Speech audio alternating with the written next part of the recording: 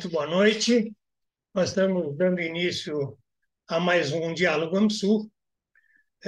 Hoje nós vamos tratar de um tema que vem se colocando de maneira importante no último período, que foi a decretação pelo governo federal, apesar, né, mesmo tendo havido um período de negação disso, mas uma ação do governo federal com a decretação de uma operação GLO, de Garantia da Lei e da Ordem, envolvendo as Forças Armadas, particularmente a Marinha e a Aeronáutica, no controle de portos e de aeroportos para o controle do tráfico internacional de drogas e do tráfico internacional de armas.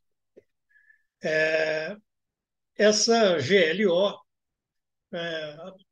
desenvolvida aparentemente como resposta imediata a todos os problemas de segurança que se deram no Rio de Janeiro, né, eles têm alguns aspectos importantes que não podem deixar de ser considerados. Um aspecto importantíssimo é o de que a gente vem atravessando, no período desde o 8 de janeiro, um período de certo desgaste das Forças Armadas como forças políticas dentro do país, né? Forças Armadas que sempre jogaram um papel político importante no país, e que, de repente, com a decretação da GLO, retomam protagonismo e, inclusive, potencialmente protagonismo político. Ao mesmo tempo, tem uma outra questão que é a de GLO é de verdade um instrumento válido para uma política de segurança pública, mesmo que de enfrentamento do crime organizado ou do grande crime organizado? Ela deve ser utilizada ou ela pode ser utilizada durante um período entendendo que as estruturas de segurança pública que nós temos no país não são condizentes com as necessidades colocadas pelo papel, pela força que vem ganhando o crime organizado, mas se eles são um instrumento válido temporário, temporário enquanto se prepara o quê? Ou seja, nós estamos diante de uma situação complexa que retoma protagonismo para as Forças Armadas, protagonismo político e protagonismo no campo da segurança pública.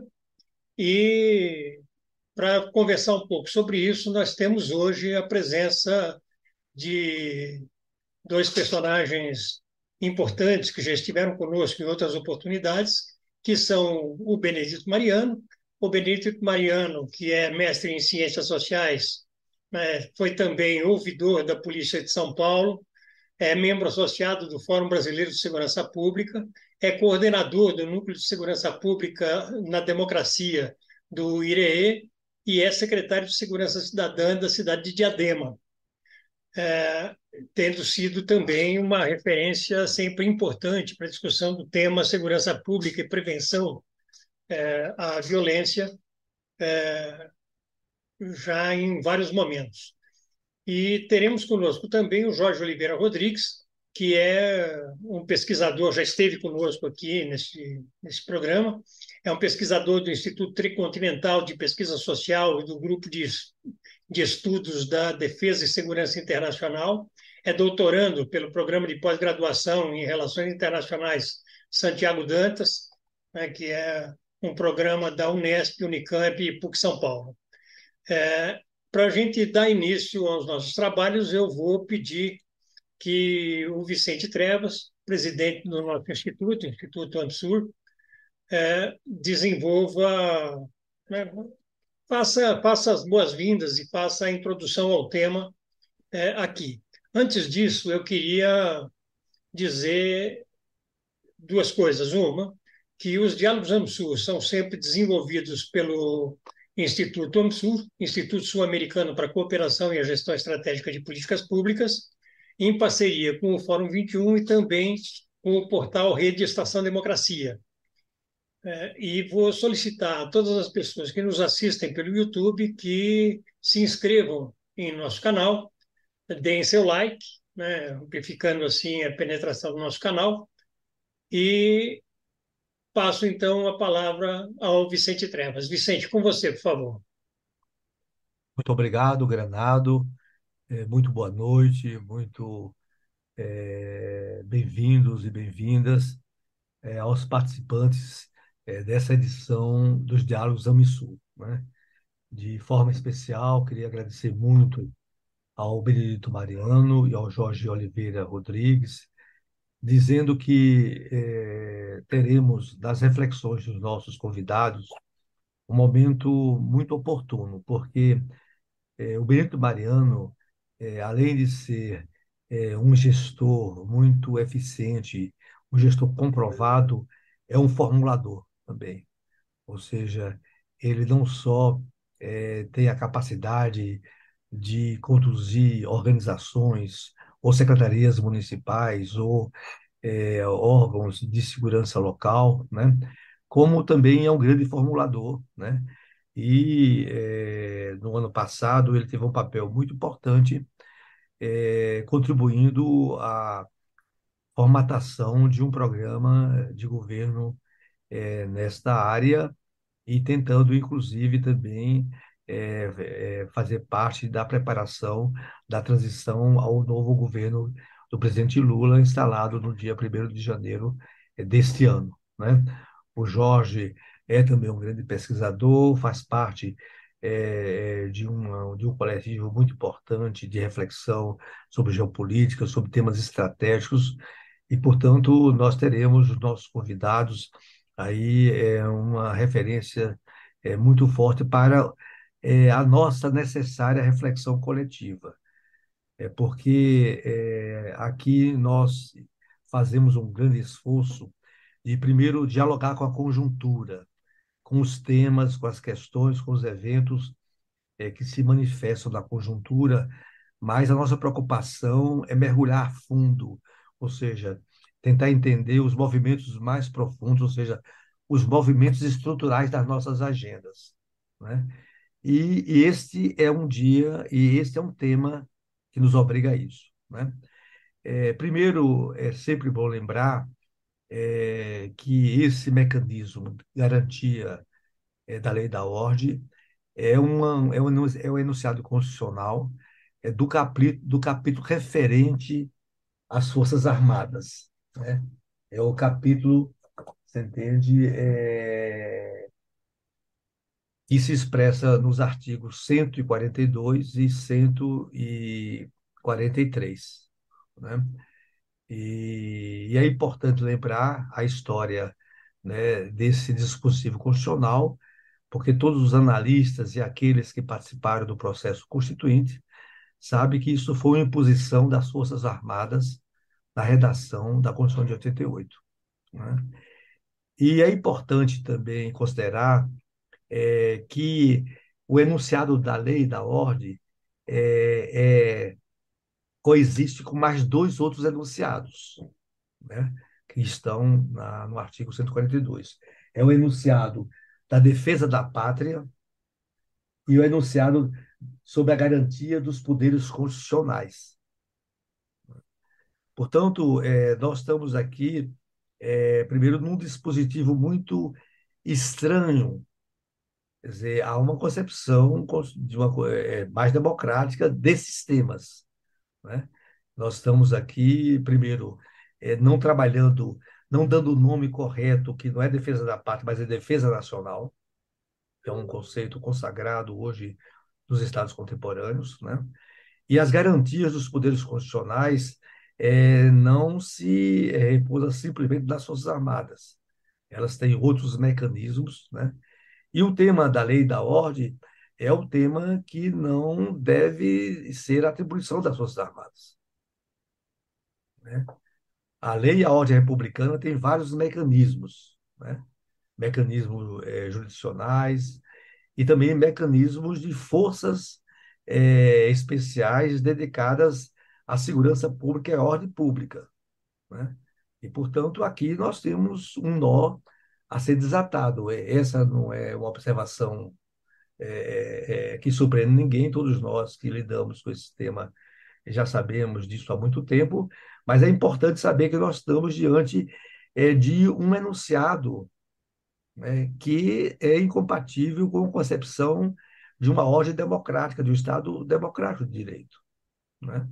E, evidentemente, depois nós vamos observar no artigo 144 da Constituição, que se refere à segurança pública, de que aí há, você entende, um desenho incompleto e um desenho deformado. Porque, na verdade, o que é que se, o, quais são os objetos, né? Os objetos, né, do dispositivo garantia da lei e da ordem, né? É, os próprios, né, é, protagonistas dessa operação, né, através dos seus portais, e aqui eu quero fazer referência ao portal do Ministério da Defesa, né, eles apresentam um balanço, né? Eu tenho aqui uma estatística que vai de 1992 a 2021, ou seja, a 31 de janeiro de 2022, né? Portanto, nós temos aí o ano de 2022 e 2023. Nesse período, esse dispositivo foi aplicado 145 vezes, né? E esse dispositivo é, teve é, quatro focos explícitos e um, o famoso outros, né? Mas, veja, quais são esses focos explícitos? Violência urbana, greve de PM, garantia da votação e da avaliação dos processos eleitorais, eventos, e depois vem a categoria de outros, né? De 92 a 2021, a AGLO foi aplicada em 23 eventos vinculados à violência urbana. Há 26 eventos vinculados à greve das PMs. Há 24 aos processos eleitorais e aos 39 aos eventos. Eventos aqui Rio 29, Rio 92, os Jogos Olímpicos, as conferências de chefes de Estado e assim vai, né? Portanto, para ver que há uma disfuncionalidade, né? Inclusive, aqueles que acompanham a história mais recente sobre o tema da segurança pública, sabe que a própria Constituição e a efetivação da Força Nacional se deu num contexto de disputa sobre quem deveria garantir a ordem pública num desses quatro modalidades, que é a modalidade dos eventos, os Jogos Pan-Americanos, né? Então, aqui nós estamos diante de uma equação, uma equação incorreta, né? Incorreta, né? E que nós vamos ter de enfrentar com mais inteligência e com mais estratégia, né? Por exemplo, eu acho que nos argumentos, né, tanto da violência urbana, da greve de PMs, né, o argumento de que essa situação ocorre quando as forças de segurança da nação, né, da federação, que são exercidas fortemente pelos Estados Federados, esgotam sua capacidade, aí entra a necessidade de uma presença federal. Ora, esse tema, essa agenda é real. Agora, a questão é através das Forças Armadas que o governo federal, a esfera federal deveria se fazer presente nessas situações de mitos? E aqui nos remetemos ao artigo 144, que o desenho da institucionalidade da segurança pública está incompleto, está incorreto, incorreto pela militarização, incompleto pela ausência de uma força pública federal para a ordem pública. E nós podemos dar vários nomes. Guarda Nacional, Guarda Republicana, vários países têm vários nomes, Gendarmerie, entende? Carabineiros, né? Enfim, né? Eu não estou dizendo isso como modelos positivos, estou dizendo o seguinte: uma força federal civil para a ordem pública, né? Eu acho que esse é um tema, porque, veja, no esgotamento das forças estaduais ou locais, né, para o tema da segurança pública, evidentemente que há uma necessidade de uma presença federal. E a forma disto não deve ser as Forças Armadas, mas uma capacidade. Claro, isso aqui é um debate, isso aqui é um enunciado muito polêmico, a gente discute pouco essas questões. Mas eu quero chamar a atenção disto. Primeiro, que o enunciado da ordem, da lei da ordem, veja, está inadequadamente situado na Constituição. Isso aqui é um tema fundamental, e as razões aqui eu as considerei, né?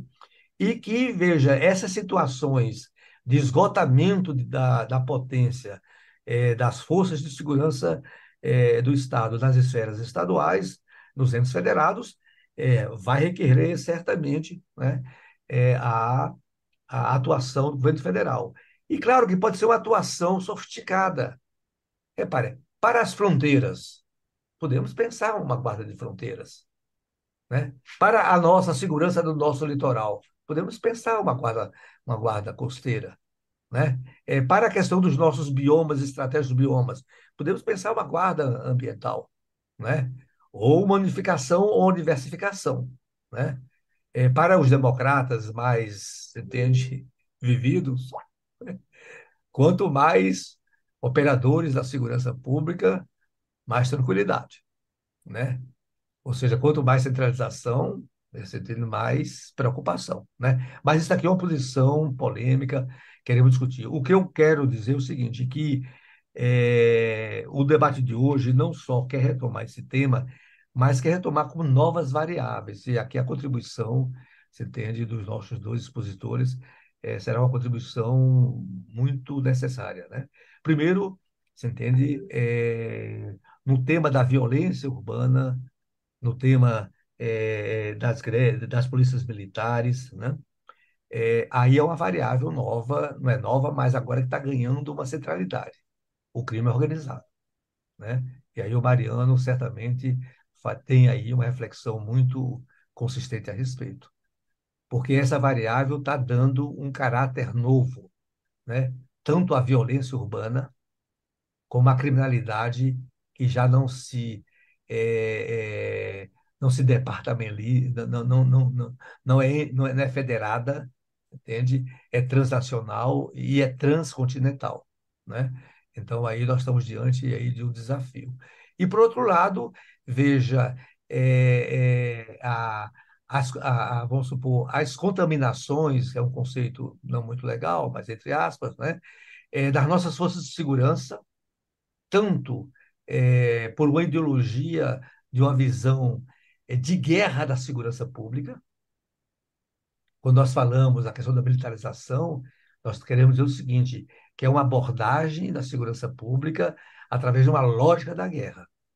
Portanto, a lógica do inimigo e a lógica do extermínio, né?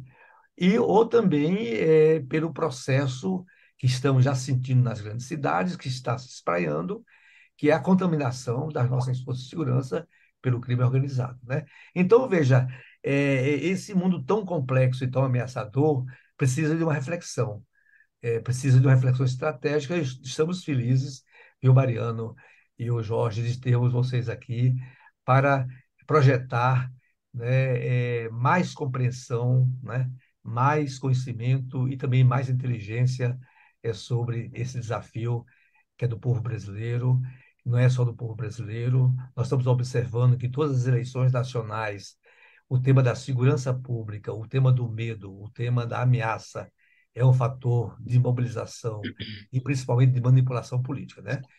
Desculpe o alongamento, mas eu achei importante dar esse macro contexto para que possamos sair um pouco mais esclarecidos sobre os desafios do tempo presente e do futuro próximo. Obrigado, Granada, é com você. Obrigado, Vicente. Eu vou, então, passar para o primeiro expositor, vou pedir para o Benedito Mariano, eu queria explicar as razões dos convites a dois personagens que têm centralidade um pouco distinta, né? O Benedito Mariano é um expert no tema segurança pública, o tema prevenção, da combate à violência, da prevenção à violência, né? E o Jorge tem um foco muito mais voltado à compreensão do papel que jogam as Forças Armadas. Isso foi proposital. A ideia é que a gente discuta, por um lado, se as estruturas e as políticas de segurança pública que nós temos são as que nós precisamos, né? E se a GLO é de verdade um instrumento válido para esse processo.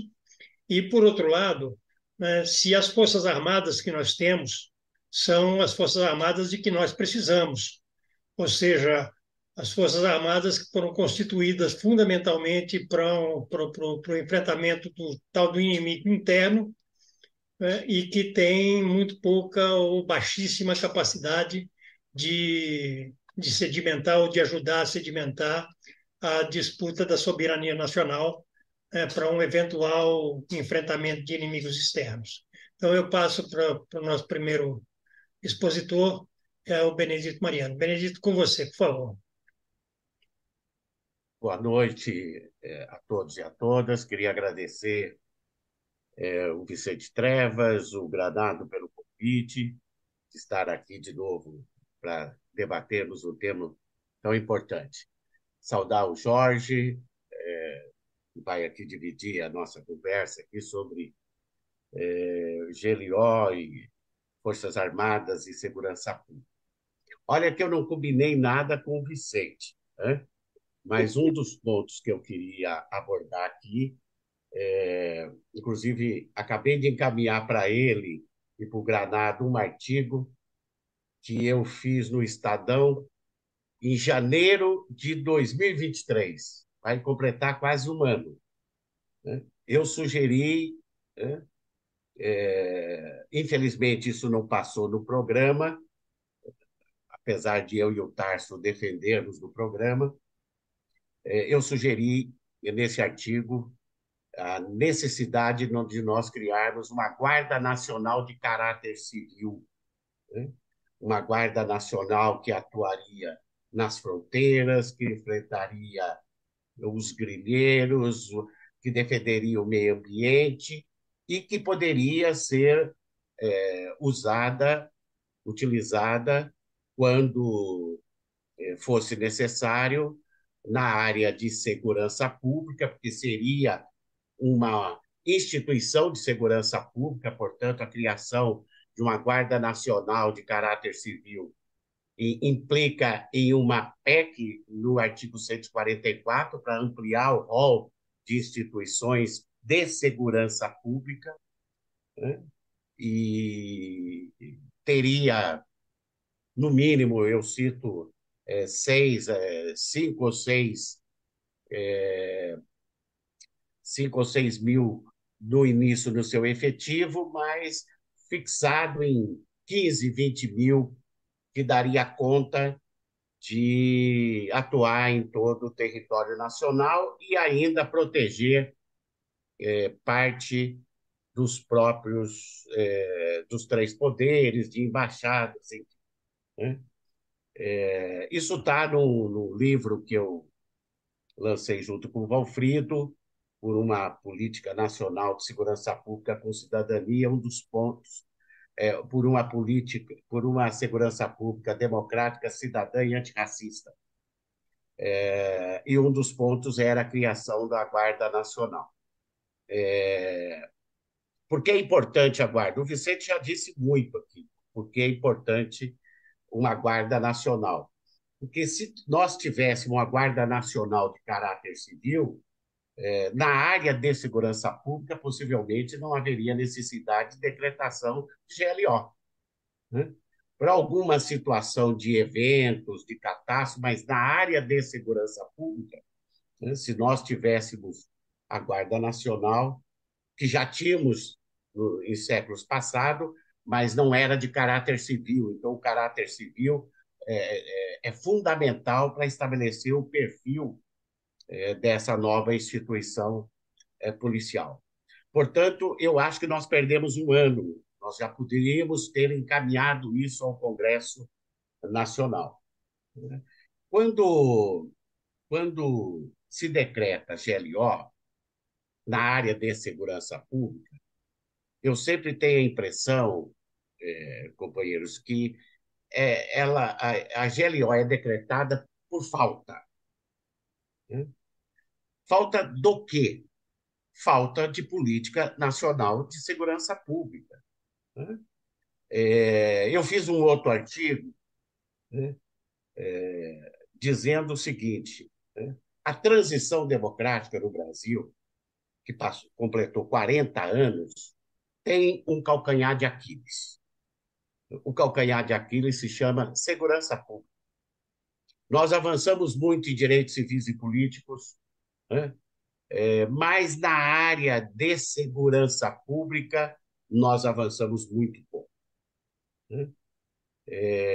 Isso em 40 anos, não estamos falando dos nossos governos, né? É de toda a transição democrática.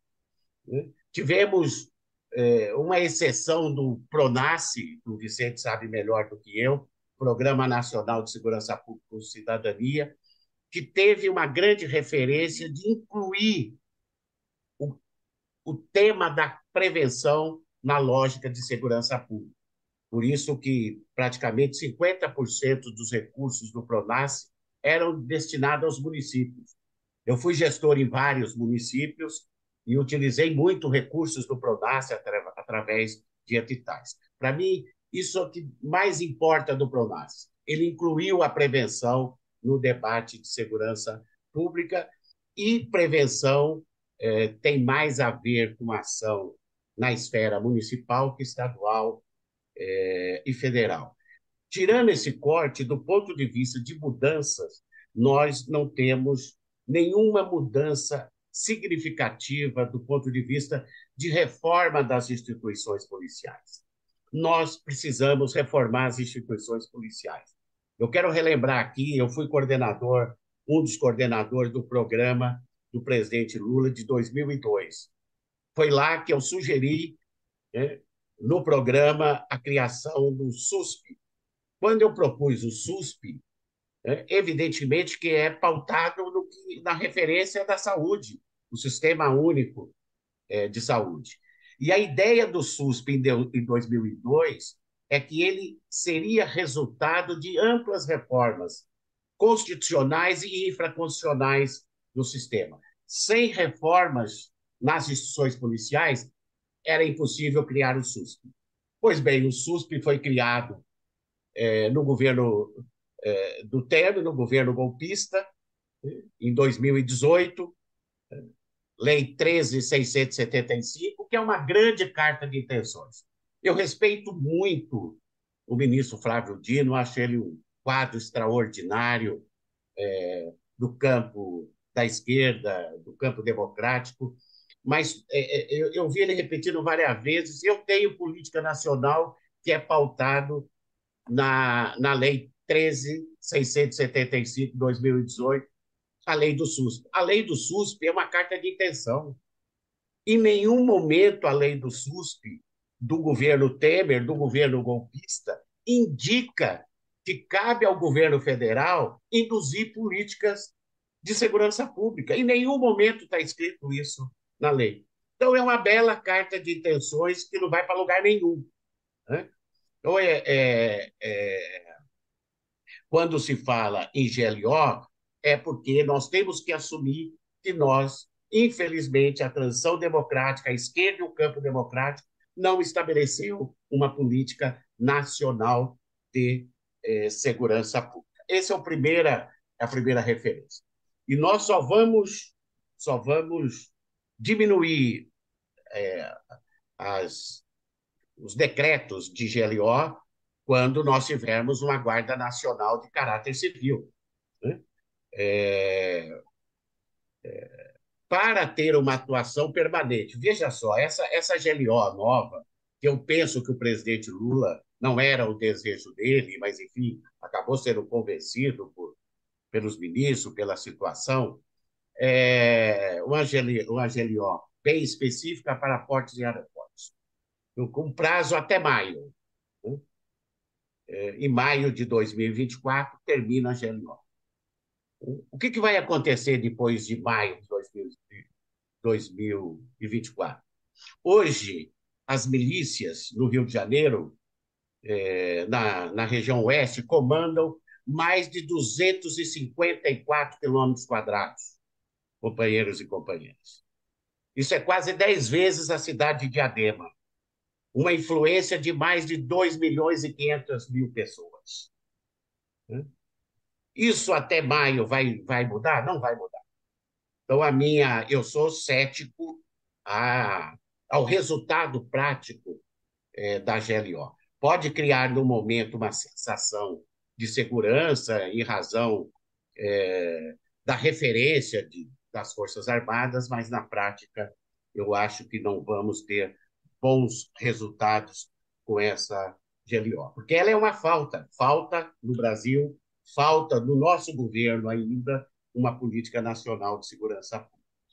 Enquanto não se cria uma Guarda Nacional de Segurança Pública, eu acho fundamental nós termos uma força-tarefa nacional permanente de enfrentamento às organizações criminosas.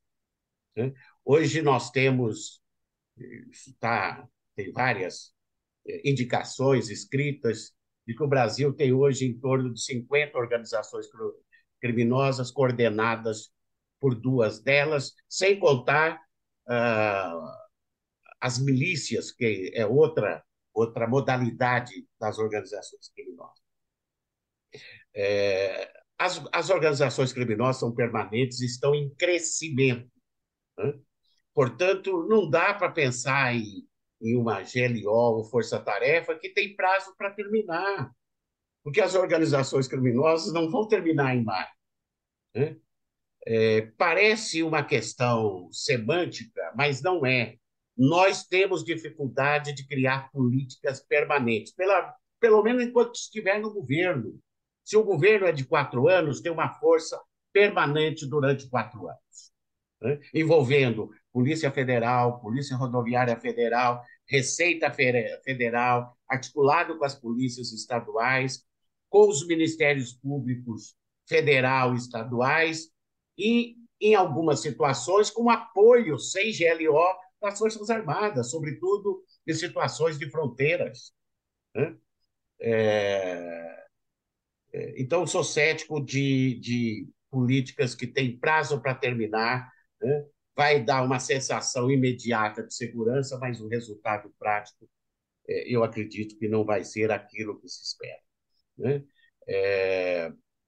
Eu queria citar aqui, o Granado falou, e acho que o Tarso poderia falar muito da Argentina, mas ele tem um artigo que eu queria repetir aqui, uma parte dele, que estabelece a relação entre segurança pública e segurança do Estado, que eu concordo que hoje, pelo crescimento das organizações criminosas no país, pelo crescimento das milícias, nós não podemos separar a segurança pública com segurança do Estado, porque está em jogo o Estado democrático de direito. Né? O Brasil, evidentemente, não é um narco-Estado. Né? Mas em alguns territórios, como no Rio de Janeiro, 250, mais de 250 quilômetros, não é pouca coisa, né? Sob o domínio, né, de organização criminosa. Então, nós temos que aprofundar esse debate entre segurança pública e segurança do Estado, o que não é sinônimo de GLO. É sinônimo de ter uma ampla política nacional de segurança pública e, em determinadas situações, envolver outros atores. Né? Acho importante também, já escrevi isso em parceria com um colega do IRI, nós precisamos ter um compliance anti-organizações criminosas no Brasil, né? que tenha aplicação em toda a administração pública, municipal, estadual, federal. É uma lei federal. Né? Para quê? Para que o poder público não contrate com o crime, né? Porque hoje o crime está tão avançado, né, que ele trabalha com empresas de fachada. E essas empresas de fachada disputam concorrências públicas, né? Então, essa questão, que um conceito muito usado na iniciativa privada, nós temos que trazer para a atividade pública, que é compliance, para aprofundar o debate sobre a influência das organizações criminosas na atividade pública. E criar uma força-tarefa permanente é para quê? É para continuar fazendo essas inserções absurdas, né? Incursões absurdas nas favelas e no morro, que só mata pobre? Não, né? É para ter capacidade de aprofundar uma investigação sobre a estrutura de comando do crime organizado. Estrutura visível, porque se fala muito da estrutura visível, onde estão as grandes lideranças das organizações criminosas, e a invisível. Para crescer como cresceram, que tem faturamentos, de alguns estudos falam em 14, 15, 20 bilhões de reais por ano, evidentemente que essa estrutura não está só dentro do sistema prisional, tem uma estrutura forte fora do sistema prisional. É essa força-tarefa permanente que tem que ter a capacidade de aprofundar a investigação sobre a estrutura de comando do crime organizado. Porque fazer ações policiais repressivas nas periferias e no morro é enxugar gelo e matar pobre, né? E reforça, paradoxalmente, as próprias organizações criminosas, porque elas se alimentam da violência. Elas produzem e se alimentam da violência. Então, toda vez que o Estado tem ações com a lógica de enfrentar organizações criminosas e naturaliza a violência policial sistemática, ela está valorizando e ampliando as organizações criminosas. E aí já queria passar para um outro ponto que eu acho fundamental, né? Dentro de uma política nacional de segurança pública. Eu até, numa fala minha na Folha, eu vi o ministro respondeu, quando eu falei de policiamento de proximidade, acho que ele se confundiu, que eu estava falando da Polícia Federal e Polícia Rodoviária Federal, né? E ele disse, meu Deus, Jesus Cristo, a PF e a PRF não faz policiamento de proximidade. Evidente que não é essa a função da PF e da PRF. Tem que estar nessa força-tarefa permanente para combater a estrutura do grande crime. Agora, cabe sim ao governo federal, numa política nacional de segurança pública, induzir os estados a fazer policiamento de proximidade, a fazer policiamento comunitário.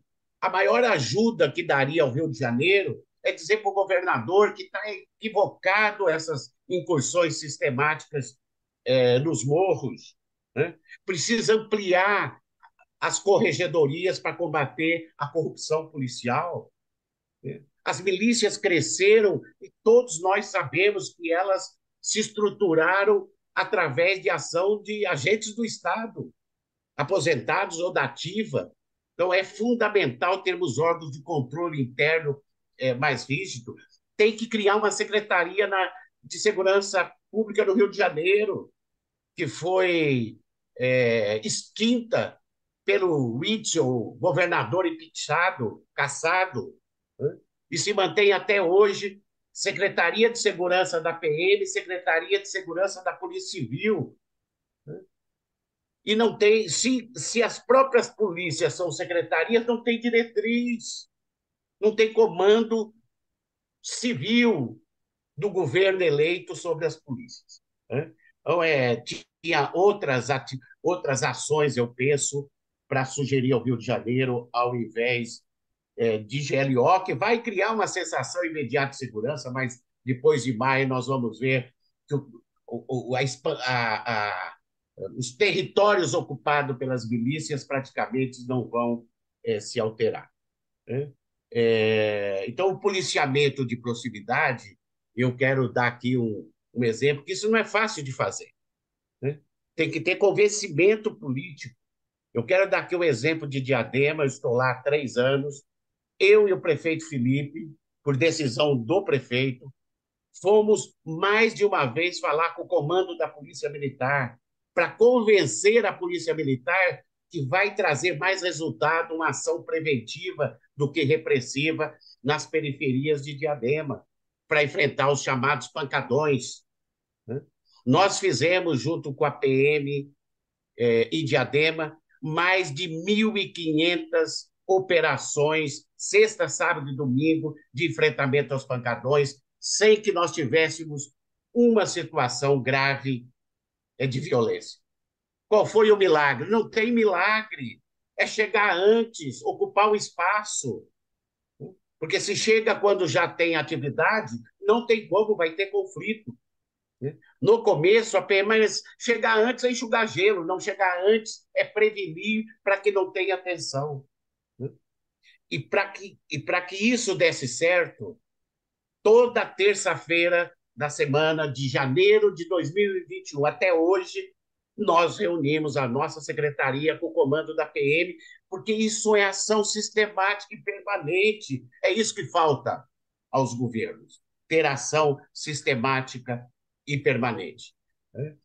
Somado isso com outras iniciativas, como fechar os bares, que Diadema tinha uma cultura de que um diagnóstico, aliás, de que a maioria dos homicídios aconteciam dentro ou no entorno dos bares, então foi no governo do Felipe que teve o fechamento de bares, uma política de proteção às mulheres. Criamos a Patrulha Maria da Penha, já protegeu mais de 700 mulheres com medidas protetivas. Resultado disso, né? Em 3 anos, Diadema tem 4 homicídios dolosos para cada 100 mil habitantes. É o menor índice do país de cidade com mais de 200 mil habitantes. E em 3 anos, nós tivemos 4 mortes em decorrência de intervenção policial. 4 mortes em 3 anos. Só em um mês, no Guarujá, foram 28. Então, quando se fala em evidência, evidência dá trabalho. Tem que construir acreditando que é possível construir integração através do diálogo. E qual é o foco principal? O foco é a prevenção, né? Esse é o papel fundamental do município. Então, eu acho que o nosso governo, para terminar, nós perdemos a oportunidade de colocar em prática alguns pontos estratégicos que estavam no programa que foi lançado. O Vicente falou, eu participei do programa, né? E a primeira crítica pública que eu fiz ao ministro é de que precisa implementar o programa que foi apresentado à sociedade da chapa Lula-Alckmin, né? E aí, evidentemente, que uma das dificuldades do programa é que o primeiro ponto do programa é a criação do Ministério da Segurança Pública, né? Que eu defendo, né? Desde que, evidentemente, ele seja ocupado pelo PT ou por partidos da esquerda do campo democrático e não vá para o debate de governabilidade para o Centrão. E foi por defender o Ministério da Segurança Pública que eu fui desconvidado de estar na transição, né? Bom, evidentemente que num outro programa a gente pode falar sobre essa relação umbilical que há ainda entre, principalmente, as polícias militares e o Exército e as Forças Armadas, mas em especial o Exército, né? Que é a referência constitucional das PM serem Força Auxiliar e Reserva do Exército. A partir dessa referência constitucional do período da ditadura, que foi mantido na Constituição de 1988, o presidente Figueiredo,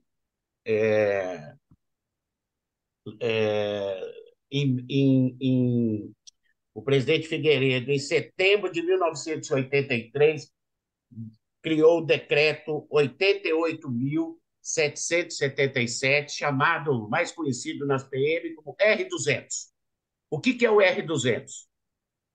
Ele estabelece que cabe ao Exército o controle e a coordenação das polícias militares nos estados, no Distrito Federal e nos territórios.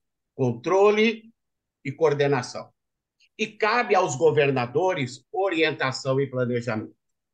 Nós não vamos debater aqui o que é mais importante, controle e coordenação, do que orientação e planejamento. O fato é que há uma relação ainda umbilical das Forças Armadas com o Exército e que nos 40 anos de transição democrática, nenhum dos nossos governos, da esquerda e do campo democrático, teve a iniciativa de extinguir esse decreto. É um decreto. Então, nós não estamos nem falando em mudança constitucional, mas sinalizar, no mínimo, de que os regulamentos disciplinares das polícias militares precisam refletir a função de caráter civil das polícias militares, que é a segurança pública. Como fazer isso se há uma inspetoria geral no Exército que estabelece esse controle e coordenação das polícias militares? Portanto, ainda temos desafios, mas a minha avaliação é de que, na área de segurança pública, quando se decreta GLO, é a confirmação inequívoca de que nós não temos política nacional de segurança pública. Desculpa me alongar, Grana. Mariano, eu não intervi em relação ao tempo, porque eu acho que você não deixou, assim, não utilizou o tempo indevidamente em momento algum. Eu acho que foi importantíssima a sua fala, acho que ela foi profunda, né? Acho que ela aborda aspectos que precisam de bastante aprofundamento, inclusive. Eu passo, então, imediatamente para o Jorge Rodrigues, né, com a lógica principal de entender se a segurança pública que nós temos não é a que nós necessitamos. A pergunta fica: as Forças Armadas que nós temos são as Forças Armadas que nós necessitamos? É esse o papel das Forças Armadas? Então, Jorge, com você, desculpa te colocar nessa fria. Imagina. Obrigado, Granado. Enfim, saudar e agradecer novamente pelo convite. É sempre um prazer estar em espaços como esse, em que a gente qualifica o debate e principalmente aprofunda para onde importa, que é o resultado que a gente quer para o nosso povo, que a gente quer para o nosso país. Acho pertinente, enfim, essa é a segunda vez que eu participo, é a segunda que eu fico em seguida, e eu sempre acho muito importante para mim, porque já são links que vão se fazendo com os programas que eu tinha planejado, e eu vou guiar minha apresentação aqui, minha breve fala, por uma pergunta: qual o instrumento?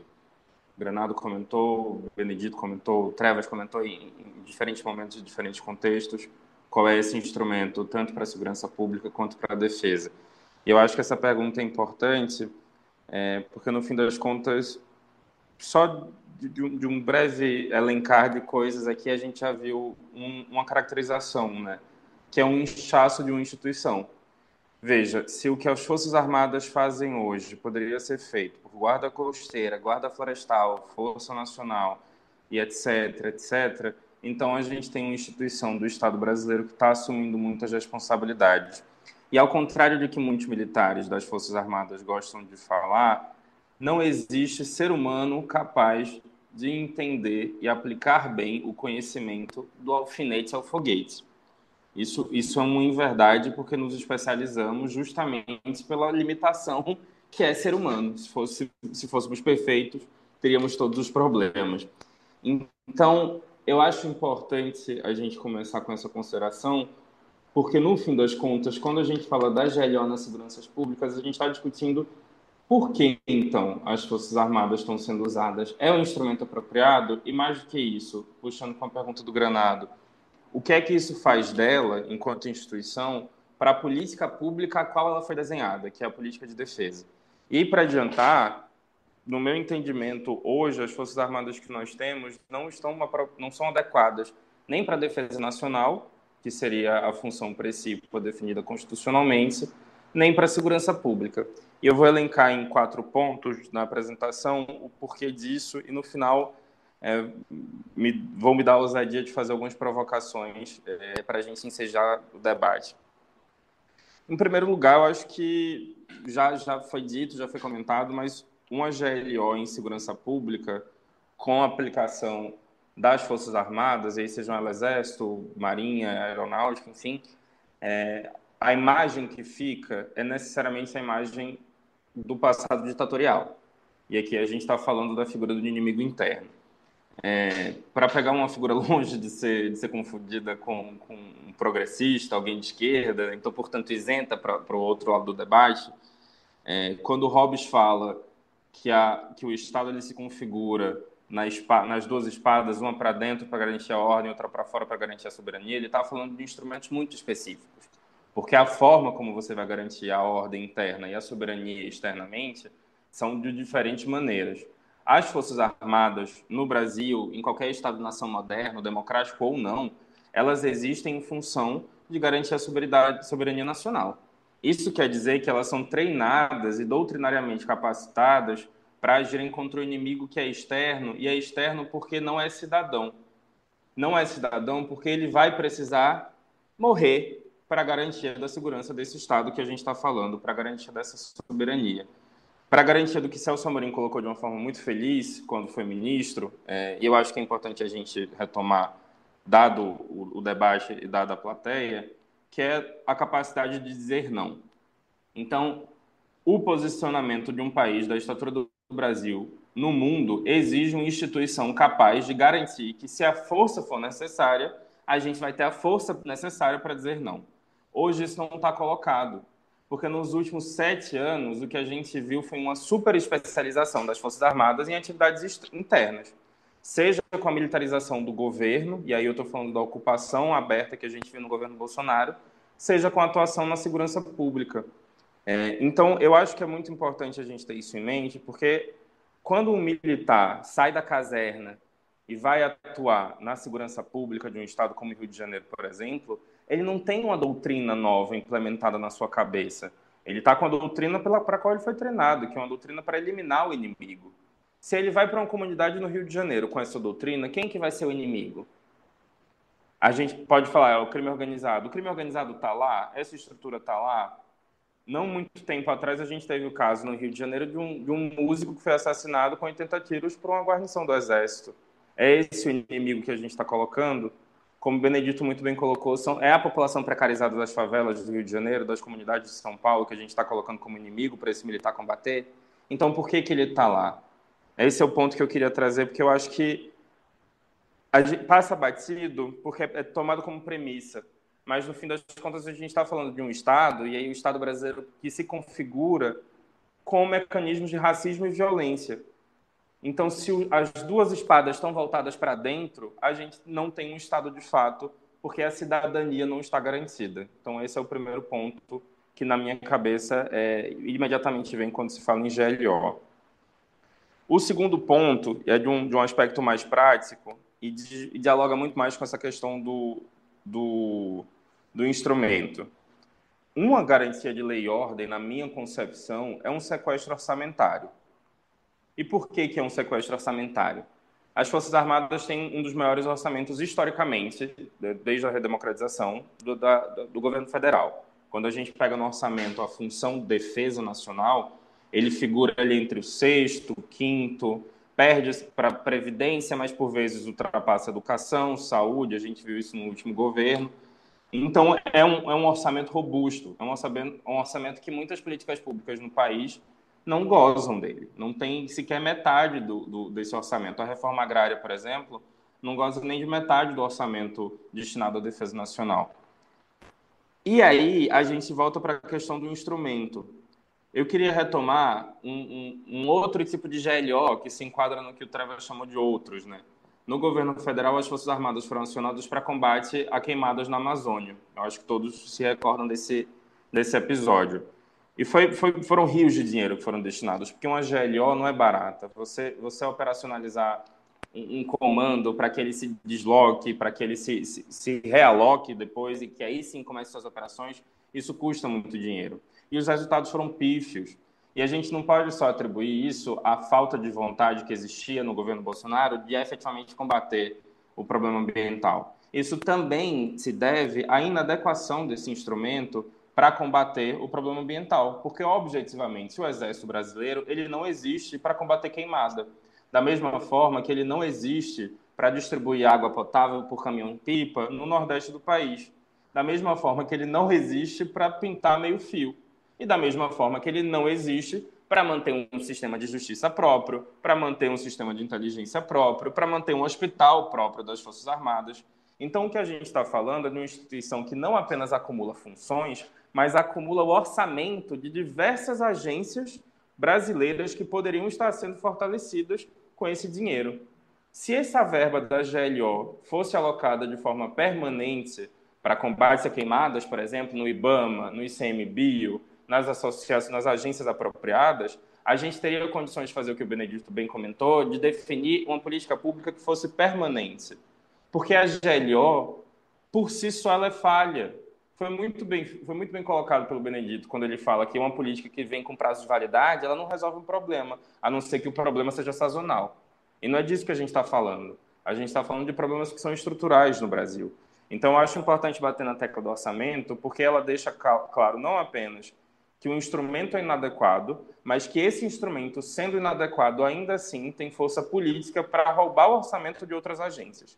E aí a gente volta para a segurança pública e discute se essa verba das GLOs fossem dessa vou retomar aqui o número que o Travas falou, dessas 145 GLOs, se elas fossem destinadas para uma política nacional de segurança pública que fosse para articulação, para a base de articulação e planejamento, será que a gente não teria efeitos mais positivos do que se pontualmente se inserisse essa política, essa força armada em uma determinada localidade para supostamente combater o crime? Essa é uma provocação que eu queria trazer. E aí eu me encaminho para o terceiro e o quarto ponto, e depois a gente se provoca mais para os debates, e eles dialogam muito, que aí é especificamente sobre as Forças Armadas e Segurança Pública, e o exemplo que para mim é o mais pertinente, que é da intervenção federal no Rio de Janeiro em 2017. Primeiro é mais pertinente porque dele saiu a figura que se tornou candidato a vice-presidente na chapa Bolsonaro, que foi o general Braga Neto. Segundo, porque ele demonstra um aspecto muito interessante, que é a não incolumidade das Forças Armadas enquanto instituição. O Exército Brasileiro, especificamente, gosta de alardear que eles são os arautos da moral. E eles são os defensores dos bons costumes, e isso é colocado discursivamente de diferentes formas. Mas, especificamente, na diferenciação com o que é civil, essa compreensão é muito arraigada no Exército Brasileiro. Inclusive, por muito tempo, esse argumento foi operacionalizado para justificar a ação do Exército na segurança pública, porque, em tese, o Exército não estaria sujeito à corrupção que teria atingido, que de fato atingiu os setores das polícias estaduais. A gente vem com a intervenção federal no Rio de Janeiro e as notícias que a gente tem mais recentes mostram justamente o tipo de negociata que se espera do mais baixo nível de corrupção rasteira, que é com licitação fraudada, compra de coletes perto do vencimento, tráfico de influência, e aí a gente tem vários exemplos disso. Então, cai por terra, com a intervenção federal do Rio de Janeiro, dois argumentos que são muito caros às Forças Armadas para justificar a GLO. O primeiro é que eles, de fato, são eficientes, e aí eu vou retomar esse ponto. O segundo é que eles não estão sujeitos à corrupção, o que é uma inverdade, e o governo Bolsonaro deu robustas provas disso, com os militares, inclusive da ativa, envolvidos em escândalos de corrupção. Vamos para a questão central, que é a atuação das Forças Armadas na segurança pública. Quando o Granado me fez o convite, tinha um trecho da apresentação que era muito interessante, que era a ideia de que as Forças Armadas seriam acionadas de modo a oferecer uma solução provisória enquanto se aguardava a estruturação do sistema de segurança pública. Esse era um argumento que se apresentava por alguns atores que o Granado apresentou lá para a gente no convite. E isso me levou para um debate mais profundo e mais estrutural, que é o seguinte: o problema é, de fato, o sistema de segurança pública?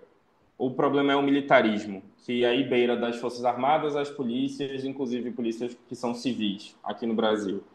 E essa pergunta ela me surge porque existe, e isso é uma tese, uma hipótese com a qual eu venho trabalhando há um tempo, existe um impulso no Brasil de que a força ela vai resolver os problemas que a gente se enfrenta. E o emprego das Forças Armadas, o emprego das polícias em situações que, como o Benedito demonstrou, muitas vezes se resolve com antecipação, com diálogo, com articulação, é uma expressão desse militarismo. Quando o Benedito fala, e aqui eu vou citar, a GLO é decretada por falta de uma política nacional de segurança pública, eu estou 100% de acordo, mas ela também se dá por medo. E aí é medo dos gestores estaduais, no marco das demandas do eleitorado, não ter uma resposta para isso. Então, essa conexão da ausência de uma política nacional articulada, planejada de segurança pública, resulta na ponta do decisor, do gestor, na decisão de implementar a GLO, porque a sensação de segurança ela é vendida. E aqui vou pedir licença para ser um pouco mais acadêmico, mas essa ideia da sensação de segurança pode parecer fortuita, mas é exatamente o que define os índices de percepção de segurança nas pesquisas de opinião pública. E é exatamente o que vai definir uma popularidade ou não de um determinado candidato a um cargo de governo do Estado. É muito interessante a forma como isso é colocado, porque quando a gente discute aqui um debate qualificado, qual é o peso de um marinheiro, de um tenente da aeronáutica, num porto ou num aeroporto do Rio de Janeiro? Para a gente vai qualificar o debate e buscar números, buscar dados. O que é que está sendo feito, qual que é o problema que vai ser resolvido. Mas na televisão, a imagem que passa para quem está assistindo é simplesmente de um agente de segurança armado, e muito fortemente armado, diga-se, atuando naquele espaço. Essa imagem emite um sinal para o receptor, no caso o cidadão brasileiro comum, de que algo está sendo feito. Então, essa venda da segurança talvez seja o elemento mais perverso da GLO, porque você não resolve com militares na rua, você passa uma imagem falsa de segurança para o cidadão, para logo em seguida, quando acaba a GLO, você tem uma explosão das atividades de insegurança, porque simplesmente você abafou o problema. Conheço pessoas do Exército especificamente que atuaram na intervenção no Rio de Janeiro, e os comentários eram que, de fato, você tinha muito pouco enfrentamento. E isso devia ser óbvio para todo mundo, porque o crime organizado ele não vai pegar em armas para enfrentar o Exército, ele não vai pegar em armas para enfrentar a Marinha, não é essa a forma que se opera. O comandante da Força Aérea, ou foi da Marinha, se eu não me engano, quando ele estava dando entrevista sobre a GLO, ele falou que se eventualmente se deparasse com a facção criminosa, a força estaria pronta para o enfrentamento. Ora, isso é exatamente o que não está colocado, isso é exatamente o exemplo de como essa instituição não está preparada para lidar com a segurança pública, para lidar com o crime organizado. Porque a lógica é um enfrentamento entre forças tradicionais, entre forças simétricas. Porque esse general, esse almirante, esse brigadeiro, eles tiveram toda a carreira definida com base no treinamento para lutar contra outra força armada.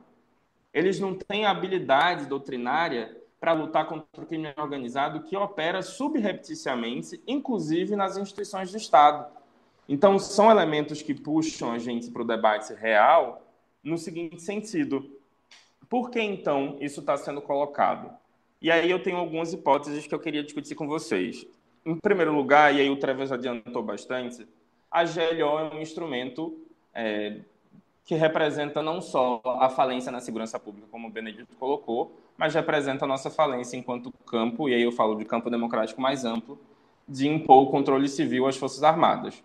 Objetivamente, a GLO ela existe hoje pela falta de coragem, primeiro pela imposição do Exército Brasileiro especificamente na Constituinte, mas logo em seguida pela falta de coragem do sistema político nacional de enfrentar esse problema. Não foi enfrentado, e não foi enfrentado, inclusive, quando tínhamos condições de capital político muito maiores do que temos hoje. E aí eu estou falando especificamente dos 2 primeiros governos Lula, em que a aprovação era altíssima. Se naquele momento essa questão não foi enfrentada, dificilmente a gente vai ter uma mudança estrutural hoje. Esse é o primeiro ponto. O segundo ponto, que diz respeito à GLO, e aí é talvez uma perpetuação, né? Enfim, uma transição eterna, digamos assim, é que ele representa justamente uma forma das Forças Armadas garantirem junto à população o prestígio. Para a instituição, ela está na rua e ela passa a segurança para o cidadão. Não é a Polícia Militar, não é a Polícia Federal, não é a Polícia Civil. É o Exército, é o soldado fardado, com um fuzil na mão, que passa a ideia de que algo está sendo feito.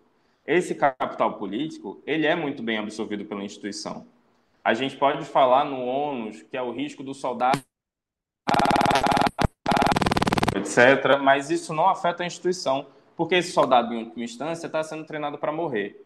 E essa é a lógica institucional, porque ele está lá cumprindo a missão e ele é treinado efetivamente para morrer, se preciso for, pela sua pátria. Então, existe esse elemento que a GLO acaba servindo como um mecanismo de perpetuação do poder político das Forças Armadas no Brasil. E aí a gente tem um problema muito amplo, que vai além, inclusive, da segurança pública, que é exatamente a seguinte pergunta: existe democracia num país que não controla suas Forças Armadas? Uma outra provocação nesse sentido, e aí foi uma provocação que me suscitou a fala do Benedito sobre o Guarujá, é se existe, de fato, algum governador que controle as suas polícias. Isso é o equivalente a perguntar se o governo federal controla suas Forças Armadas. Essa guerra aí colocada entre governadores e Forças Armadas para saber quem, de fato, detém o comando das tropas, das polícias, ela gera uma crise de identidade no policial. E é uma crise de identidade que se reflete na militarização absoluta do ordenamento das polícias militares. Quando a gente fala na diferença entre Forças Armadas e polícia, a gente está falando de uma voltada para a guerra e para a morte, e de outra voltada para garantir a segurança do cidadão e seu pleno desenvolvimento socioeconômico. Elas não podem se chocar, porque elas são diametralmente opostas. E o que a gente tem no Brasil é o pior dos cenários, onde as duas são voltadas para dentro, com resultados catastróficos do ponto de vista tanto da segurança pública, porque a gente vê que é ineficiência, mas quanto das vidas humanas mesmo. A gente tem instituições armadas no Brasil, e é preciso que se diga, que são abertamente coloniais, que emulam e reproduzem traços do colonialismo brasileiro mesmo, que são racistas, que são anti-povos originários, que são anti-feministas, e por aí vai. A gente tem exemplos contundentes disso. Quero citar, recentemente, em Sergipe, há mais ou menos um ano, o caso de Genivaldo, que foi brutalmente assassinado por agente da Polícia Rodoviária Federal numa simulação de câmara de gás. Isso é de uma perversidade tão grande e é de tal forma naturalizado no debate público que eu quero muito insistir nessa questão de que a gente tem que começar essa discussão também a partir da lógica do combate ao militarismo. E o militarismo, infelizmente, não permeia só nossas instituições militares. Ele permeia nossa sociedade como um todo e, de grosso modo, nossas instituições armadas. Eu vou passar para as provocações, porque eu acho que vai ser mais interessante essa troca. E aí eu vou pedir licença aos colegas e ao Benedito, porque eu vou fazer alguns comentários com base em alguns desafios que eu tenho vivenciado aqui na Assembleia Legislativa do Estado de Sergipe, trabalhando na questão da segurança pública, né? Eu acho feliz ouvir isso de um especialista, de que, de fato, existe uma ausência de uma política de segurança, porque até então era uma angústia que eu carregava sozinho e com os meus pares na Assembleia, quando a gente tentava discutir como fazer. E aí a discussão sempre recai no debate da reforma, que nem sempre resolve, né? Mas aí eu queria pontuar algumas questões de ordem mais ou menos complexas e depois eu encerro para a gente passar para as discussões. A primeira é que a premissa disso aqui tem que ser a desmilitarização da segurança pública. E aí isso passa tanto pelo fim do decreto, como o Benedito colocou, mas passa também por uma reformulação doutrinária das polícias, do Corpo de Bombeiros Militar e das demais instituições policiais do Estado brasileiro. Esse é o ponto. O segundo, alocação orçamentária adequada. Quando você pega os dados do Fórum Brasileiro de Segurança Pública, os estados eles são responsáveis pela esmagadora maioria do aporte orçamentário para a segurança pública. E esse valor ele se aloca especificamente em pagamento de pessoal. Os municípios têm suas limitações, mas ainda assim têm uma participação. e o governo federal tem uma participação pífia face ao peso do orçamento da União. Então, essa é uma provocação que eu acho que a gente tem que colocar em pauta, porque, no fim das contas, ela transpassa e ela possibilita a formulação de uma política pública permanente. Um outro elemento, e aí também surgiu das provocações feitas pelo Benedito, é que existe uma necessidade de fortalecimento de instituições, de organismos como o COAF. Se a gente está falando em combate ao crime organizado, isso tem que passar necessariamente pelo sistema financeiro, porque o dinheiro ele é lavado, a origem ela é camuflada. Se os bancos privados possuem robustas estruturas de combate à lavagem de dinheiro, então o sinal do sistema capitalista está dado de que é aí que a gente tem que atuar também. Nessa mesma linha, a gente precisa urgentemente discutir a operacionalidade interagência. E aí eu estou falando tanto interagência no âmbito interno quanto no âmbito externo. Para atuação em fronteira, é imprescindível a participação do Exército, porque existe o CISFRON, porque existem mecanismos de guarda-fronteira, existe uma zona de fronteira que é exclusiva de atuação do Exército. Então, é fundamental, por exemplo, que o Exército tenha um mínimo de via de diálogo com a Polícia Federal, para que aquele carro que está vindo com contrabando de alguma fronteira brasileira, ele seja identificado com antecipação e não no confronto. Porque se chega no confronto, já deu errado. Um outro exemplo, o tráfico internacional de drogas, ele se dá em âmbito internacional, como não está colocado. Ele não se dá de uma comunidade para outra do Rio de Janeiro. Ele não se dá sequer de um estado para outro do Brasil. As cadeias comerciais mesmo do tráfico de drogas, elas perpassam todo o mundo, ao ponto de que hoje nem se fala mais do Brasil como meramente uma rota de passagem. O Brasil hoje é um mercado consumidor e é um grande fornecedor de drogas para o resto do mundo, especificamente para a Europa e para os Estados Unidos. Então, a gente tem que garantir que nossas instituições policiais, especificamente, elas tenham capacidade e aptidão para dialogarem com instituições como a Interpol, como a Europol. Isso tem que estar colocado, isso demanda orçamento, mas principalmente isso demanda planejamento e demanda vontade política. Um último ponto aqui, e aí fechando, inspirado pelo Trevas nas declarações polêmicas, a gente pega os dados do sistema carcerário brasileiro e além do fato de que a grossa maioria da população carcerária sequer foi julgada, a gente tem crimes de baixo teor ofensivo e principalmente voltados à droga, ao consumo, muitas vezes, porque a gente sabe que o que define o tráfico do consumo pessoal muitas vezes é só a cor da pele da pessoa, mas os dados que a gente tem, eles gritam e eles apontam que a guerra às drogas é simplesmente uma máquina de moer gente, é simplesmente uma máquina de inchar as nossas unidades prisionais, e ela é absolutamente ineficiente. Então, o fim das guerras às drogas pela via policial e pela via das Forças Armadas, inclusive, eu acho que é um ponto que a gente tem que debater enquanto esquerda e que a gente tem que qualificar absolutamente no debate, porque aqui a gente está colocando uma questão de segurança pública na mira de uma arma. Então, esses são os pontos que eu queria trazer e fico aberto ao debate com os senhores. Caramba, muito obrigado, Jorge. Eu acho que realmente a sua fala também põe dedo, da mesma maneira que o Benedito, põe o dedo em feridas importantíssimas, né? Eu queria, já enquanto a gente aguarda as primeiras pessoas se inscreverem, fazer algumas poucas perguntas, né? Tanto para o Benedito quanto para o Jorge, né? Para o Benedito, se você poderia aprofundar um pouco, Benedito, a questão do, da inteligência no jogo do combate ao crime organizado, né? Como é que isso deve se colocar? Como é que isso se coloca, né, hoje? E como é que isso se deve colocar? Como é que isso precisa se colocar? Ao mesmo tempo, eu queria fazer para o Jorge um questionamento com relação às Forças Armadas, na sua atribuição constitucional de garantia da defesa nacional, se pudesse falar um pouco sobre a estruturação das Forças Armadas, né, historicamente,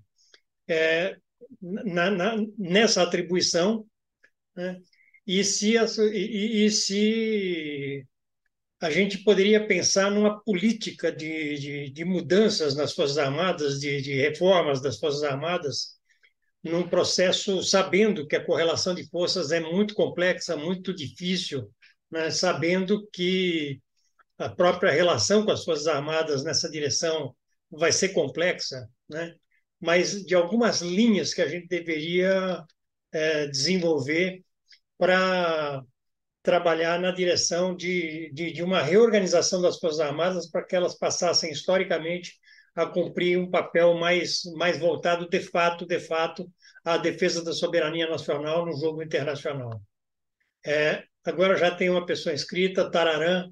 Tararã, com você, por favor. Tá ouvindo, não? Sim.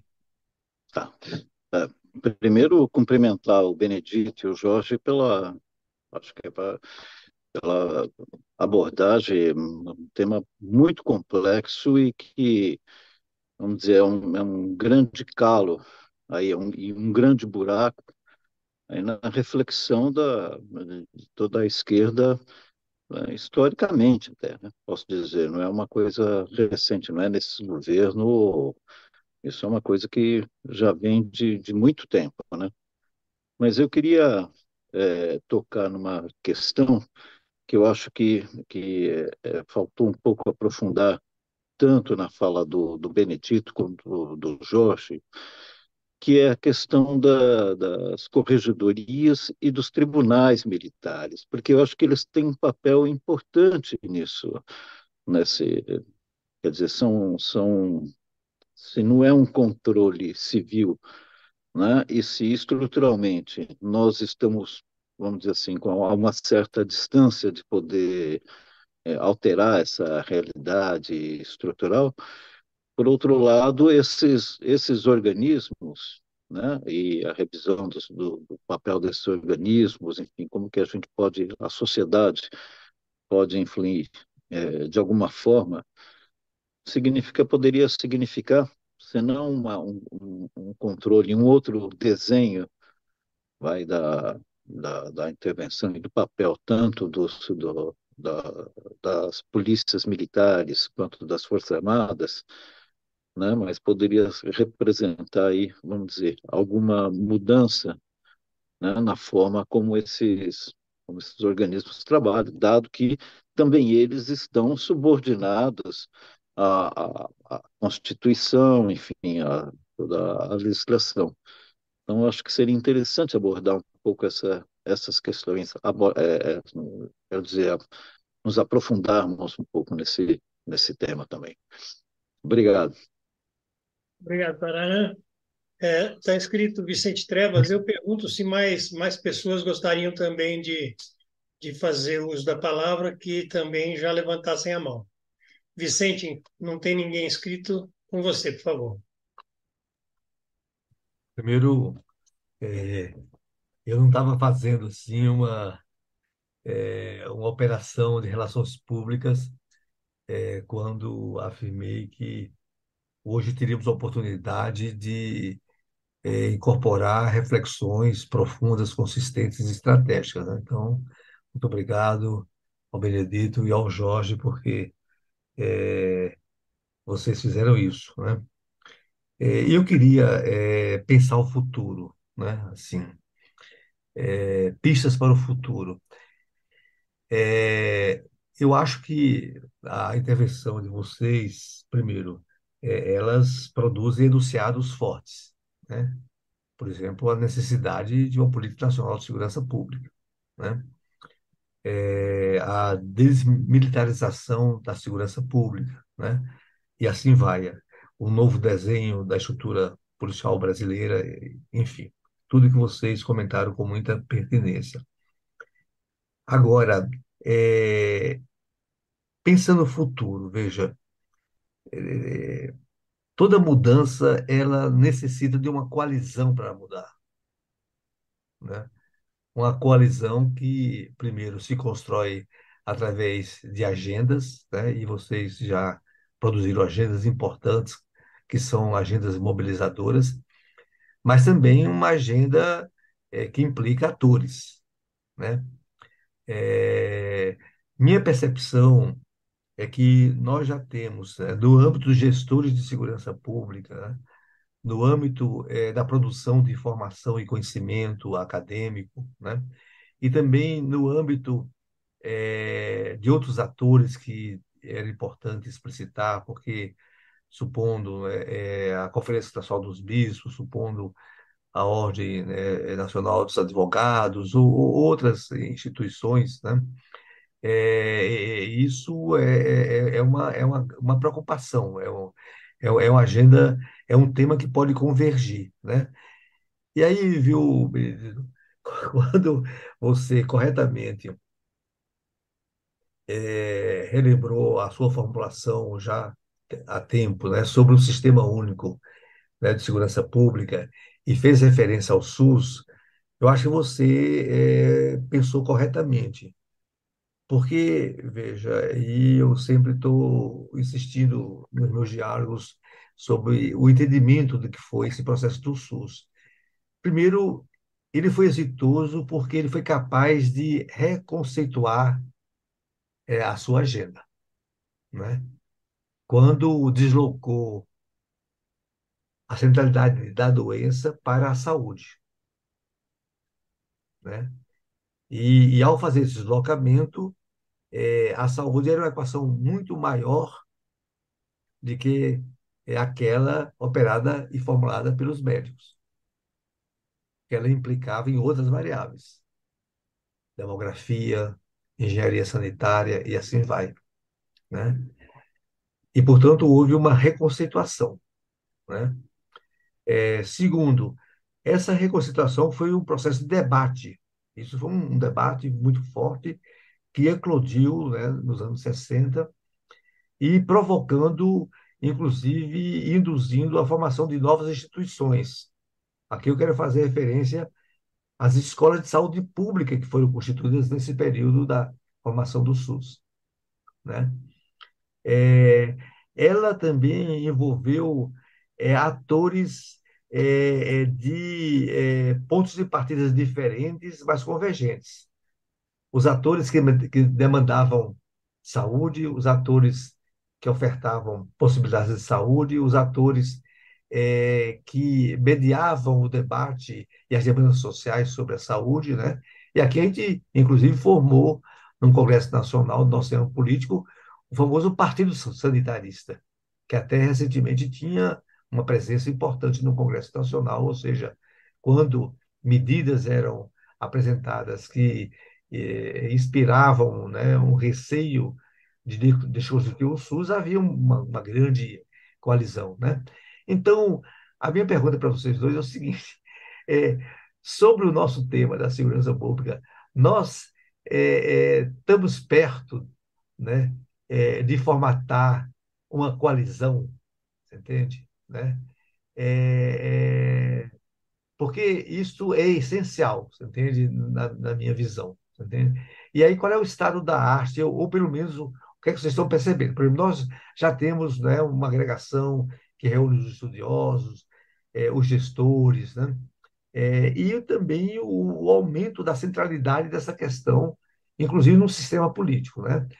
E, enfim, eu desconfio que está havendo muita carência, eu acho, é dos atores políticos, assim, carência estratégica, você entende? Meu sentimento é que todos estão na lógica conjuntural do curto prazo e dos ganhos das perdas imediatas, ou seja, na verdade, é um processo de tergiversação, né? Mas eu queria perguntar se vocês podem dar umas pistazinhas para a gente olhar o futuro com mais esperança. Obrigado, Vicente. Devolvo, então, imediatamente para o Benedito Mariano. Benedito Mariano, com você, por favor. Muito bom. Bom, vou começar pela sua questão, Granado. Não tem como enfrentar o crime organizado, as organizações criminosas, sem inteligência. Na verdade, é a única forma exitosa de enfrentar organizações criminosas. Mas, para não ficar no abstrato, o que é inteligência? Inteligência é o Estado ter capacidade, e eu acho que isso poderia ser feito por essa força-tarefa ampla que eu falei no início, de mapear quem são os comandos das 50 organizações criminosas que tem no país. Quem são o comando visível e o invisível. O mais difícil é ver o invisível, né? Tem que também atuar no invisível. Esse é o comando invisível que garante a lavagem de dinheiro no país e no exterior, como o Jorge bem frisou. Então, é, é, é essa capacidade de inteligência que precisa ter. E atrás do dinheiro. Se não mexer na estrutura de comando, e não é só prender as pessoas. Nós estamos falando aqui de pelo menos 15 bilhões de reais por ano. Onde está esses 15 bilhões de reais por ano? É isso que é a inteligência policial integrada, envolvendo vários setores, com a Receita Federal, as polícias e em pontos estratégicos com apoio da polícia, das Forças Armadas e do Ministério Público vai trabalhar. É a única forma, né? E não é a única forma e ela não pode ter prazo de validade, né? Porque senão cai na questão que o Jorge colocou muito bem. Olha, vamos criar a sensação de segurança, porque isso, do ponto de vista da pesquisa, é que eleitoralmente importa. Então, fica numa resposta paliativa, né? Muito pensando fundamentalmente na questão eleitoral. Então, é fundamental e é o único jeito de enfrentar organizações criminosas, né? Por isso que quando o Estado tem como lógica incursões sistemáticas nas periferias, é para dizer que não quer enfrentar as organizações criminosas, porque o comando não está ali. O comando tem condomínios fechados, né? É lá que vai encontrar o comando das organizações criminosas, né? O Tararã falou das corregedorias. Esse é um tema fundamental, né? Se não, nós não combatemos a corrupção policial, não enfrenta o crime organizado ou as organizações criminosas de maneira adequada, né? Eu vou dar só um exemplo aqui. Eu fui 7 anos ouvidor da polícia aqui do estado de São Paulo, das 3 polícias. O órgão corregedor da Polícia Militar não apura mortes em decorrência de intervenção policial. A sociedade sabe disso? Não, não sabe, né? Eu era ouvidor e só descobri depois de 3 anos, né? Então, quem apura as mortes em decorrência de intervenção policial na Polícia Militar, se não é o órgão corregedor? É o batalhão de origem do policial, né? Que o comandante da companhia vire presidente do inquérito. É possível que, às vezes, ele até tome um churrasco junto. Como churrasco, porque está na companhia, né? Então, o presidente do inquérito vê o investigado todo dia, né? Eu fiz um levantamento disso quando eu fui ouvidor. 97% dos procedimentos de morte em decorrência de intervenção policial foram instaurados e investigados pelos batalhões. 100% arquivados, com uma ou duas exceções. E 3% para o órgão corregedor. Quais são os 3% do órgão corregedor? Aqueles casos que dá muita mídia, muita visibilidade. Aí o corregedor avoca o processo, mas ele não tem competência de fazer. Isso é um absurdo, né? Ainda mais numa cultura de letalidade como nós temos em São Paulo. Eu acredito que isso não é diferente em outros estados, mas eu estou me referindo exclusivamente ao estado. Como é que mudaria isso? Um decreto do governador. Inclusive, eu fiz uma minuta num dos relatórios. Decreto simples do governador mudaria isso e daria competência para a corregedoria, né? Até hoje, nenhum governador teve a coragem de fazer um decreto para que a corregedoria possa apurar 100% das mortes em decorrência de intervenção policial. Então, é uma demonstração de que precisa ter uma mudança ampla nas corregedorias. Além do que, as corregedorias da Polícia Civil, o corregedor é membro do Conselho da Polícia, aqui em São Paulo também, vou citar São Paulo. Portanto, ele não pode abrir um procedimento contra um delegado de polícia, dos 4.700 que nós temos, sem que o Conselho aprove. Então, ele não é corregedor. Ele é corregedor para investigador, para escrivão, mas não para delegado. Para delegado, o Conselho precisa autorizar. Né? Então, há uma engrenagem que dificulta a apuração. Eu defendo que as corregedorias sejam desvinculadas dos comandos das polícias e que passa a ter uma prerrogativa que o Ministério Público tem, que é inamovibilidade. Ou seja, os policiais que estão na corredoria só saem se quiserem. Eles fazem carreira no órgão corregedor, são treinados para o órgão corregedor, enfim. Né? Por último, Vicente, não tem agenda para a segurança pública, política. Essa é a verdade. Né? O SUS está indo para a 17ª conferência, né? E acho que foi na 6ª ou 7ª que foi criado o Sistema Único de Segurança Pública. A segurança pública, companheiros e companheiras, em todo o período republicano, teve uma única conferência. Foi no segundo governo Lula.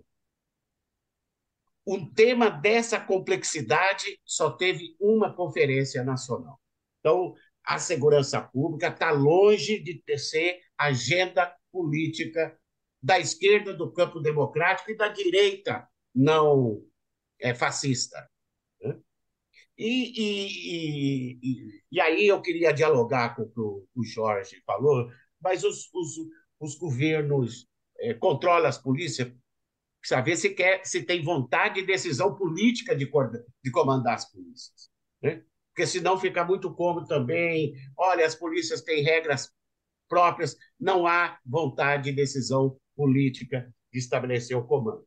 E, por último, então, Vicente, eu não acho que não temos uma colisão próxima aí, porque ainda não é agenda política da esquerda e do campo democrático, vamos ficar na esquerda e no campo democrático. Né? Nós temos que insistir nessa questão.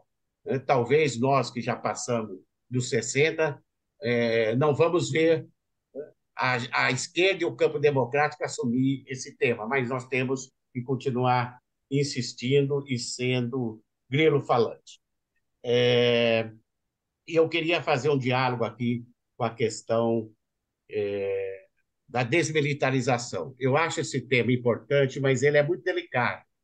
Né? Eu tenho muito diálogo com o Coronel Marlos, sou amigo dele, presidente da Federação Nacional dos Oficiais das Polícias Militares. Ele congrega 17 associações no país. É a maior associação de polícias militares. Toda vez que a esquerda e o campo democrático falam em desmilitarização, parece que está falando em acabar com a PM. As polícias militares vão existir nos próximos 300 anos, eu acho. Então, esse tema não vai acabar as polícias militares. Então, nós temos que deixar muito claro que, quando fala em desmilitarizar, não é extinguir as instituições. Isso nos afasta das polícias militares. Agora, o que é desmilitarizar? As polícias militares deixarem de ser força auxiliar e reserva do Exército na Constituição. E vou dizer, a Federação Nacional dos Oficiais da PM não é contra isso, mas ninguém dialoga. Né? Então, esse é o primeiro ponto da desmilitarização. Segundo, ter a coragem, depois de 40 anos, ou quase 40 anos, de 1983 até agora, eu sou ruim de conta, né? Quando o Figueiredo decretou aí o R200. É extinguir esse decreto que estabelece dois tipos de comando, o comando do Exército e o comando dos governadores das PMs. Isso é decisão e vontade política. Terceiro, né, rever os regulamentos disciplinares das polícias militares, que, na sua maioria, reproduzem os regulamentos disciplinares do Exército, que tem uma função de caserna, fechado, né, de enfrentar o inimigo interno e não de segurança pública. Então, nós temos que rever o código de conduta das polícias militares no Brasil inteiro. Em 40 anos, só um governador teve coragem de rever o regulamento disciplinar das polícias militares. Olívio Dutra. Eu sei porque participei de um ano da comissão no Rio Grande do Sul. Ele fez um regulamento quebrando essa relação de que 70% da lógica do regulamento diz mais da relação interna do que da relação de segurança pública. Alteramos a lógica do regulamento disciplinar. Como o governador não tinha maioria na Assembleia Legislativa, ele fez por decreto. Acabou o governo, em 2 meses voltou o decreto anterior. Mas pelo menos teve a coragem de mexer. Quantos governos nós já tivemos do PT, do campo democrático? Quantas propostas tivemos de mudança de regulamentos disciplinares? Nenhum. Então, quando se fala de controle da polícia, precisa ter vontade e decisão política. Essas questões que eu estou dizendo aqui, todas elas estavam no programa de 2002 do presidente Lula, e estava algumas no programa de 2023, principalmente, Jorge, uma coisa que eu concordo plenamente contigo, que é a revisão da lei de drogas. Estabelecer claramente a diferença entre traficante e usuários. Porque hoje, em média, 40% dos presos no sistema prisional brasileiro se relacionam com drogas. E muitos por uma quantidade de drogas que em muitos países era para consumo. Então, é urgente e necessário rever a lei de drogas. Está no programa de segurança, então nós já perdemos um ano naquilo que nós propusemos fazer.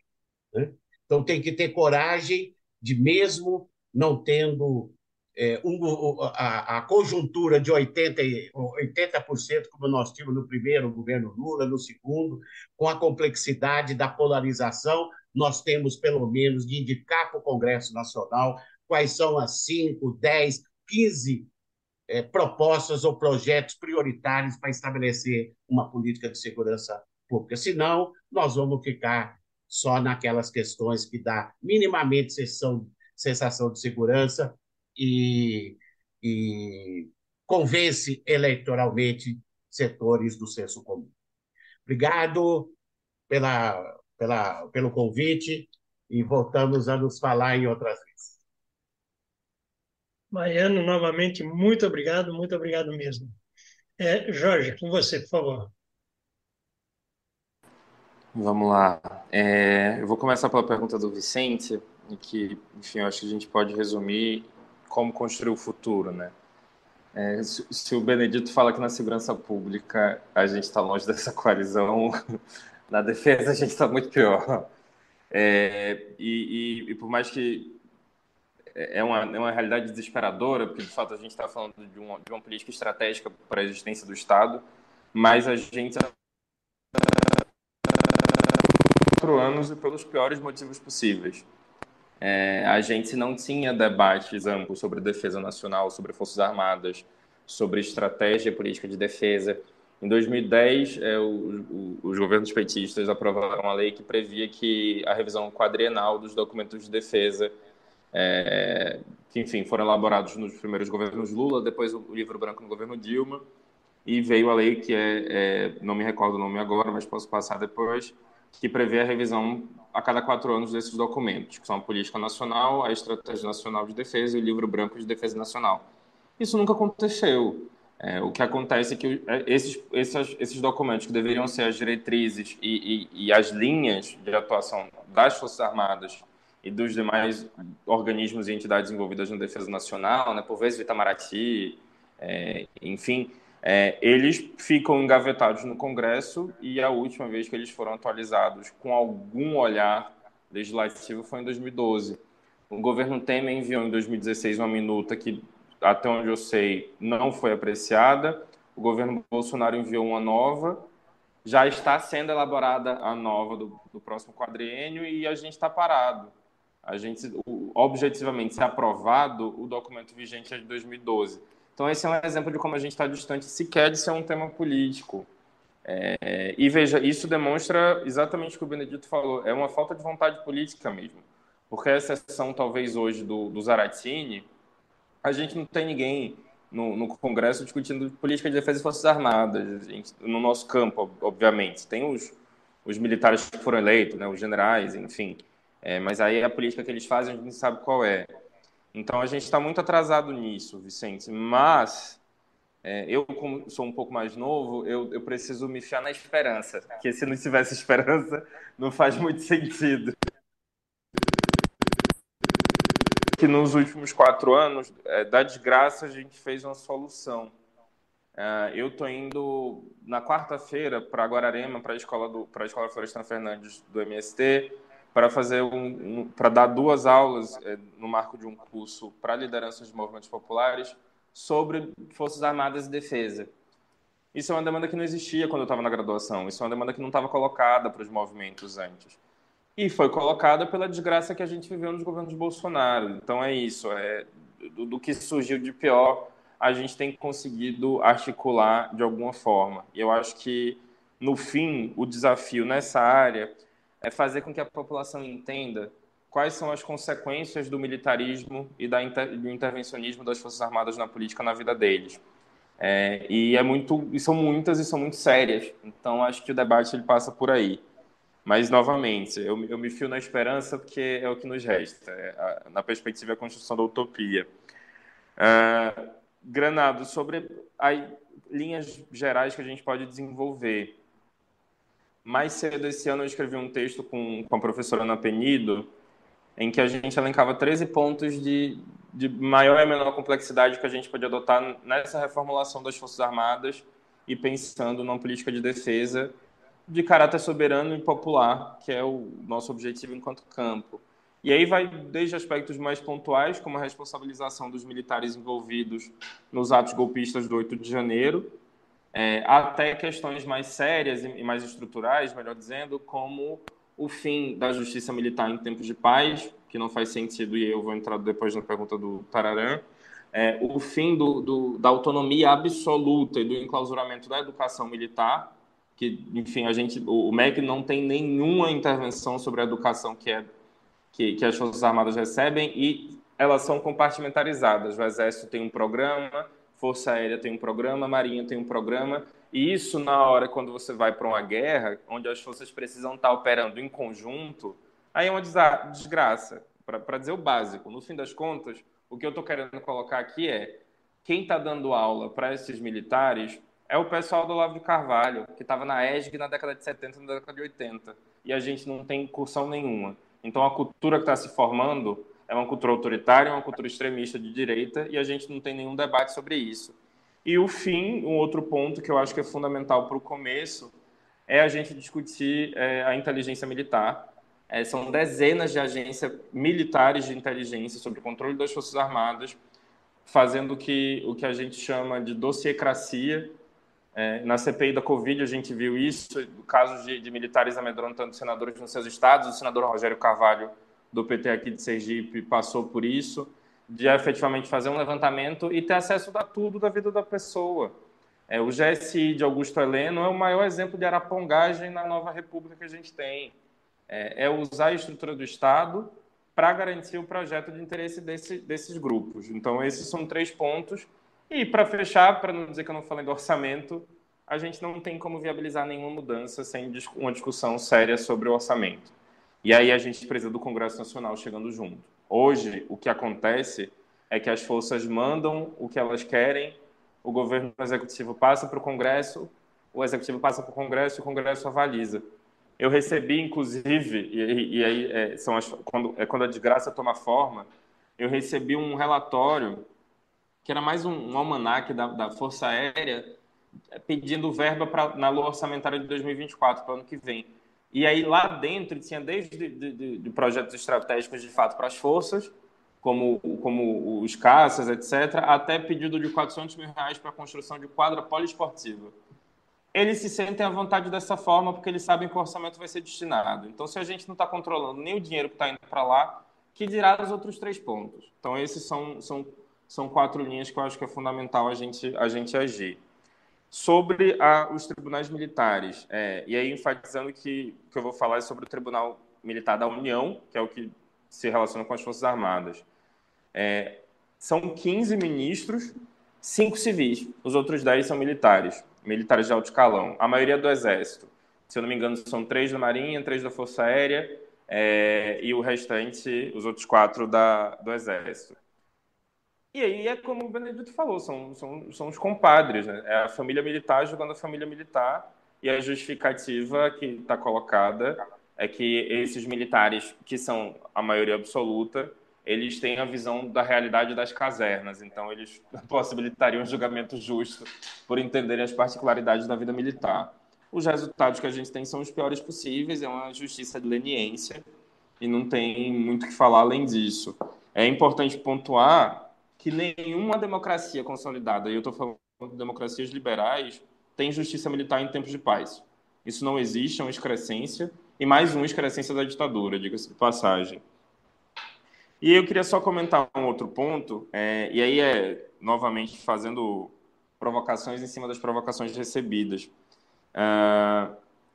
No início a gente se perguntava o que tinha ocasionado a mudança de Lula em relação à GLO. Eu também acho que ele não tinha acordo, mas foi convencido, e foi convencido por alguém. E aí, independente de especulações. Mas um elemento que eu acho que a gente precisa considerar para essa decisão e algumas outras relativas, tanto às Forças Armadas quanto à segurança pública, é que não é fortuito, principalmente para a segurança pública, a quantidade de ex-governadores que são ministros. Porque aí a gente está lidando com pessoas que aprenderam a lidar com a segurança pública nessa lógica, da força vai resolver o problema, e 2, das medidas, como o Trevas bem colocou, na lógica de ganhos e perdas imediatas. Então eu tenho a impressão, e é 100% a impressão, de que a presença desses ex-governadores no governo tem inviabilizado o aprofundamento desse debate que a gente está fazendo aqui. São as pessoas que têm o ouvido do presidente, e aí isso acaba afetando necessariamente. Mas é isso, quero agradecer de novo a presença e, enfim, sempre as ordens aqui.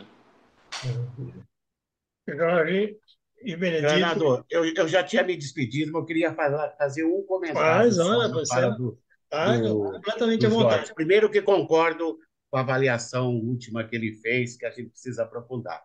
Mas queria só destacar o seguinte, né?